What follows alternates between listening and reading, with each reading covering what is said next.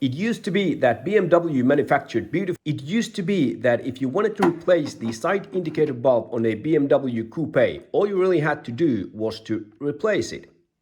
And the bulb itself would have been one of these cheap universal bulbs that cost a few euros and which you can find from just about any car parts store. That is not the case with the newer BMW Coupes. This particular one is from a 2014 BMW F32. The side indicator in the BMW F32 Coupe is built into the mirror, and while the driver's side here works okay, the passenger side one doesn't work at all. To fix that, you have to replace this whole thing, and to get started with that, you have to spill some coffee. And to get started with that, you're going to have to remove the mirror glass. For that, it's a good idea to have an assortment of plastic prying tools available. And then it's just a matter of prying the glass off carefully.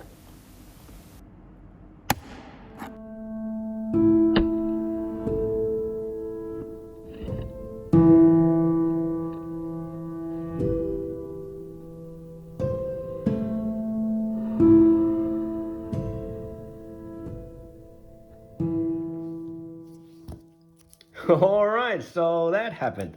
That's a bit annoying and embarrassing. But you know, sometimes things don't go 100%, and this is one of those times. But why did that happen? Well, I don't know really. The way that this mirror glass attaches to the motor that's behind the glass and adjusts the position of the mirror, it's attached by these 4 clips here. And what you kind of want to do is you want to get your tool as close as possible to these bottom clips when you pry it off. And I guess what happened in this case is that my tool caught the actual mirror glass, and as you can see here, the glass protrudes further down than the base. And I think I caught the mirror glass with my tool, and when I pried it, I shattered the glass. So you should be careful to kind of get your tool behind the plastic and avoid the glass. But be warned, that might happen. But that's not such a big of a catastrophe. These were not that expensive. I mean, if you buy them from BMW, I'm sure that they will cost a hideous amount of money. But as an aftermarket piece, I think they were something like from 20 to 40 euros. Although the first one that I did buy was actually no good right out of the box. The plastic frame here is not attached to the glass, so I actually had to buy another one of a different brand. But the damage was already done, so then it was just a matter of removing the broken glass and detaching the heater element wires to get access to the screws which are behind the glass. There are 3 screws at the bottom of the mirror housing, and those are the ones that you're supposed to take out. The correct tool size here is Torx T10.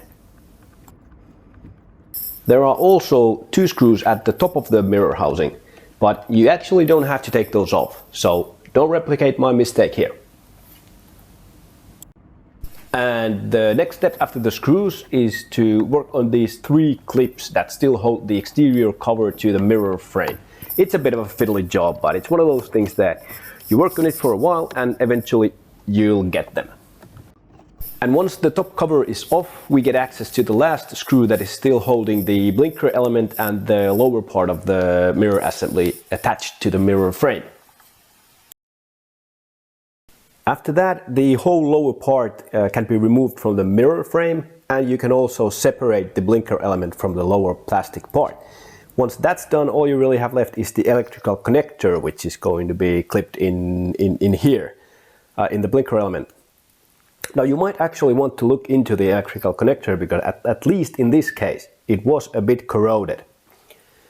Some contact spray or oxide clean or something like that might be a good idea to kind of clean the electrical connector before you clip it into the new part.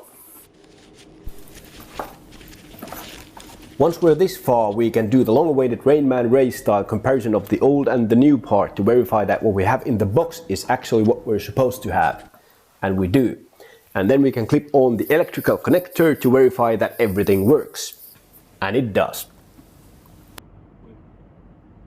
Here in this clip I have the old blinker element, but that doesn't really matter because the new one is exactly the same. The point here is to just show you how the blinker element clips onto the lower plastic part of the mirror cover. And as is tradition, the way you put it back together is the reversal of how you took it apart. So the first screw to go back in is the one that we took out last on the front side of the mirror. Then we just put back the 3 screws on the inside of the mirror housing, followed by clipping on the outer cover. And after that we can attach the heater element wires, and then we can push on the new intact mirror glass onto its clips with a satisfying click sound.